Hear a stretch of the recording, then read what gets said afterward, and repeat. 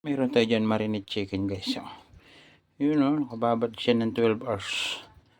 12 hours na yung nakababad eh. Alisin lang natin sa ano. Lipat natin dun sa bowl. Lamig. Lamig sa kamay.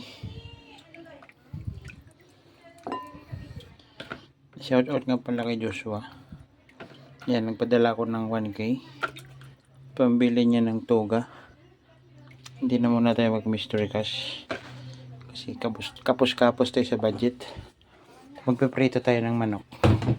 Yan o. Chicken.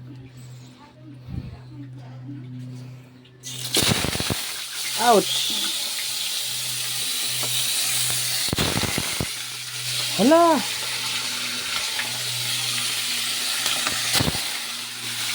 O diba? Ang ingay. Masarap yan guys. Ano yan eh. 12 hours yung nakababad.